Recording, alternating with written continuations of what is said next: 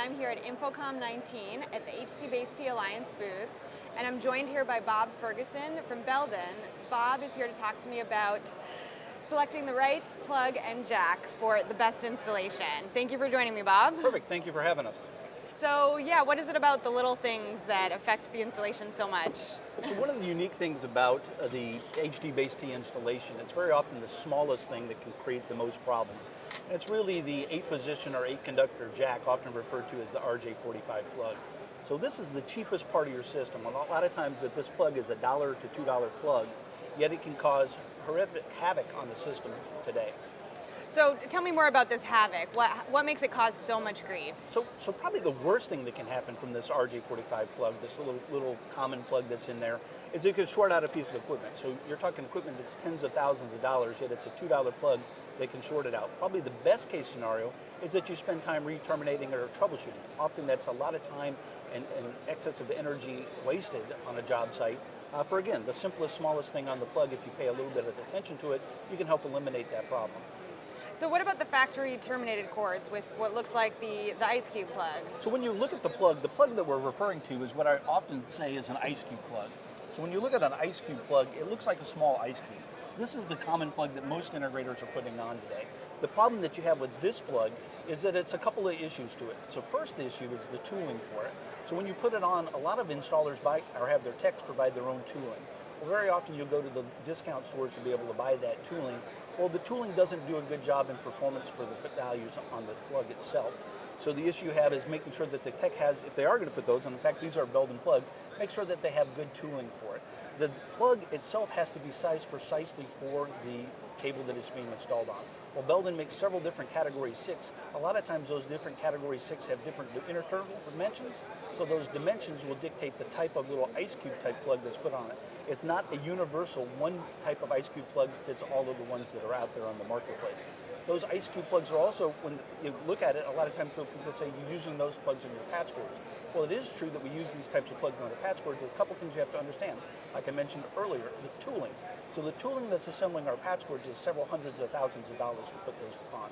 They're also, again, sized precisely for the plug that they're putting on, and then they're 100% tested from Belden before they leave the facility, so you're sure that you've got good performance on it. All right, so what about issues, challenges when it comes to POH or PoE? So certainly with HD-based T and really all applications now, you're seeing low voltage power on a plug. So low voltage power, first of all, the plug has to be rated to be able to handle that power. The other thing that a lot of people don't think about on a plug when you think about power is the ability that the power should be turned off when it's unplugged. A lot of times they don't. So when you unplug it, there's actually a small spark inside of the connector which will destroy that gold contact.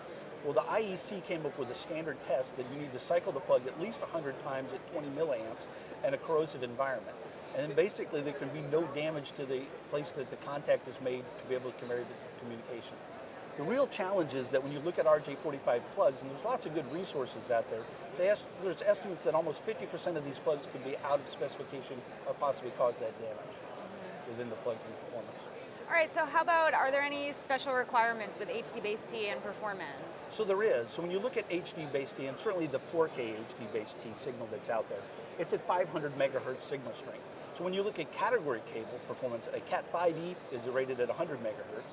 A Cat 6 cable is rated at 250 megahertz. It's really not until you get to a Cat 6a plug that is rated to 500 megahertz.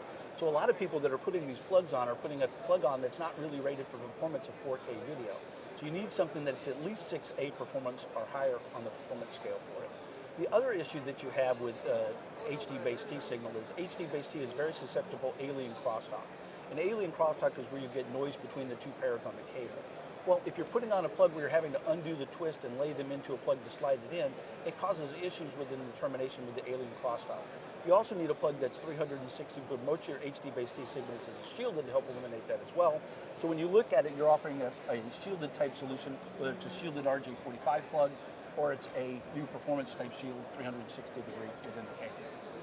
So what kind of solutions has Belden come up with to help combat some of these issues? So Belden really looked at the plug industry and said, how do we rethink this and come out with it? So we came out with a product that we're calling RevConnect. So it's reliable, easy, and then versatile.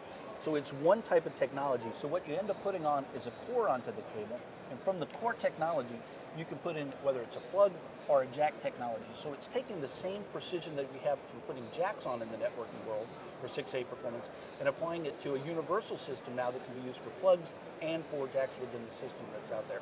The nice thing is that all the plugs are 6A and the jacks can be shielded or unshielded as well.